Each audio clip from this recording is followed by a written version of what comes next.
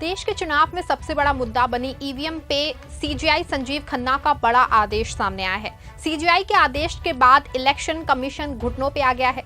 Election commission ने हलफनामा दायर करके सीजेआई संजीव खन्ना के आदेश पे अपनी हामी भरी है। आपको बता दें, इस हलफनामे के बाद ये तय है कि नए इलेक्शन चीफ ज्ञानेश कुमार को अपने पुराने इलेक्शन चीफ राजीव कुमार के फैसले को बदलना होगा। सीजेआई संजीव खन्ना ने ईवीएम को लेकर के कौन सा बड़ा आदेश दिया है कि इलेक्शन कमीशन ना सिर्फ घुटनों पे आ गया है बल्कि अपने नियम को भी बदलने जा रहा है। ये हम आपको अपनी इस रिपोर्ट में बताएंगे। साथ ही इस पर भी चर्चा करेंगे कि अब कैसे ईवीएम की छेड़छाड़ पे रोक लग सकेगी। नमस्कार, आप देखना शुरू कर चुके हैं 4 PM और मैं हूं आपके साथ सिमरन।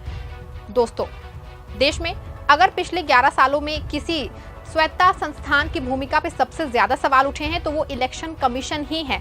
एक और जहां मतदाता सूची के नामों में हेरफेर को लेकर इलेक्शन कमीशन पे सवाल उठते रहे हैं, दूसरी ओर इलेक्शन कमीशन पे ईवीएम को लेकर लगातार आरोप ना सिर्फ बल्कि विपक्ष आम जनता भी वो लगाती रही है। आपको बता दें, महाराष्ट्र और दिल्ली के चुनाव में मतदाता सूची में हेरफेर को लेकर इलेक्शन कमीशन की खूब भद्द पिटी।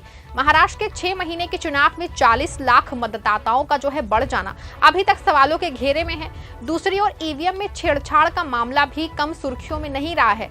अभी भी सुप्रीम कोर्ट और हाई कोर्ट दोनों में ईवीएम से छेड़छाड़ का मामला जो है पेंडिंग है। पिछले हरियाणा और महाराष्ट्र चुनाव में ईवीएम से छेड़छाड़ के मामले पे सुनवाई चल रही है। इसमें पाया गया है कि काउंटिंग के बाद इलेक्शन कमीशन की ओर से ईवीएम की बर्न मेमोरी को लेकर छेड़छाड़ की गई है। इससे रिकाउंटिंग करने और उसकी निष्पक्षता पे सवाल खड़े हुए हैं। बता दें आपको, ईवीएम की छेड़छाड़ में कहीं ना कहीं इलेक्शन कमीशन पे जो आरोप विपक्ष और आम जनता की ओर से लगाए जाते रहे हैं वो बर्न मेमोरी से छेड़छाड़ के बाद सवालों के घेरे में है। इससे आम जनता का इलेक्शन कमीशन के प्रति विश्वास जो है कम हुआ है। इससे मोदी सरकार पे भी लगातार उंगली उठती रही है और कहीं ना कहीं इलेक्शन कमीशन की कार्य गुजारिशों के पीछे मोदी सरकार का हाथ माना जा रहा है, क्योंकि मोदी सरकार ने इलेक्शन चीफ की नियुक्ति के नियमों में बहुत बड़ा बदलाव किया है, जिससे कि आम जनता के बीच ये मैसेज गया है कि मोदी सरकार के नियमों में बदलाव करके अपने मनपसंद अफसरों को इलेक्शन चीफ के पद पे बैठाना चाहती है। ऐसे में आम जनता ईडी और सीबीआई जैसी स्वायत्त संस्थाओं की तरह इलेक्शन कमीशन को मनाने में लगी। आपको बता दें कि इलेक्शन चीफ की नियुक्ति पहले चीफ जस्टिस ऑफ इंडिया, नेता प्रतिपक्ष और प्रधानमंत्री मिलकर करते थे, लेकिन मोदी सरकार ने इस नियम को बदल के चीफ जस्टिस ऑफ इंडिया को नियुक्ति पैनल से बाहर करते हुए अपने केंद्रीय मंत्री को शामिल कर लिया।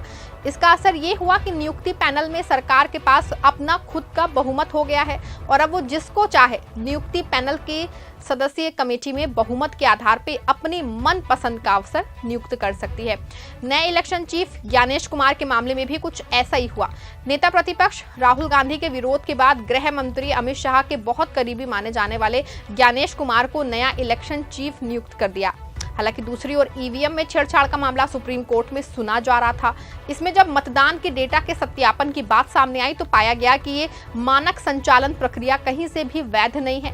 आपको बता दें कि इस साल फरवरी में सुप्रीम कोर्ट ने एसोसिएशन फॉर डेमोक्रेटिक रिफॉर्म्स द्वारा दायर एक आवेदन पे चुनाव आयोग से जवाब मांगा, जिसमें इलेक्ट्रॉनिक वोटिंग मशीनों की जली हुई मेमोरी और सिंबल लोडिंग इकाइयों के सत्यापन की अनुमति देने के लिए चुनाव आयोग को निर्देश देने की मांग की गई थी। कोर्ट ने चुनाव आयोग से ये भी कहा कि सत्यापन करते समय ईवीएम में डेटा को मिटाया या पुनः लोड ना किया जाए। इससे सुप्रीम कोर्ट के आदेश पर जो चुनाव आयोग है उसने एक हलफनामा दायर किया है।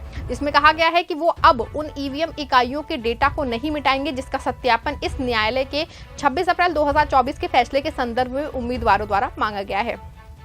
अब इस मामले की सुनवाई में सीजेआई संजीव खन्ना ने बड़ा आदेश जारी कर दिया है। इस आदेश में कहा गया है कि मॉक वोटिंग के लिए सिंबल लोडिंग यूनिट को नहीं बदल सकते हैं। आपको बता दें कि सिंबल लोडिंग यूनिट ईवीएम में लगने वाली एक प्रकार की चिप होती है जो ईवीएम में किसी भी प्रत्याशी के सिंगल के एक अलग से लगाई जाती है और इसी के सिंबल के आधार पर लोग मतदान जो है वो करते हैं।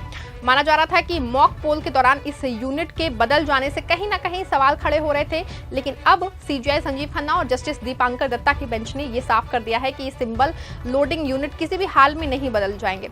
इसके साथ ही कुछ नए नियम भी सुप्रीम कोर्ट ने बनाए हैं। इसमें यह शामिल किया गया है कि अगर कोई उम्मीदवार ईवीएम की जांच के लिए मार्क पोल करता चाहता है तो वो लिखित में रिक्वेस्ट कर सकता है। आपको बता दें कि अभी तक ये प्रक्रिया बहुत ही कठिन थी, यही वजह है कि ये मामला सुप्रीम कोर्ट में है और कठिन प्रोसेस भी कहीं ना कहीं ईवीएम की छेड़छाड़ मामले में अहम किरदार निभा रहा था। लेकिन अब सीजीआई संजीव खन्ना के आदेश के बाद अब मॉक पोल पे आसानी हो जाएगी। बता दें, मॉक पोल ईवीएम जांच की एक प्रक्रिया है। मॉक पोल के दौरान नोटा सहित हर प्रत्याशी के बटन को रैंडम तरीके से कम 3 बार दबाना होता है। प्रत्याशियों की संख्या कम हो या ज्यादा हो, लेकिन हर पोल में कम से कम 50 मॉक पोल डाले जाते हैं। उम्मीदवार का बटन पोलिंग एजेंट दबाता है और अगर पोलिंग एजेंट ना हो तो मतदान अधिकारी बटन दबाता है। अगर बटन ना दबे या फिर बीप की आवाज ना आए तो ईवीएम बदल दी जाती है। आपको बता दें कि आप प्रत्याशी अगर संतुष्ट नहीं है तो दोबारा मॉक पोल करा सकता है।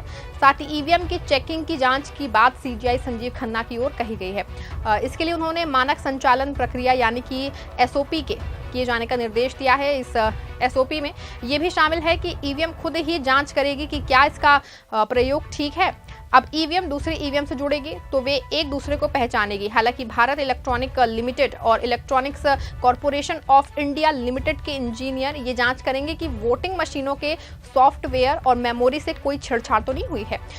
वे ये भी प्रमाणित करेंगे। चुनाव आयोग ने भी इसको मान लिया है।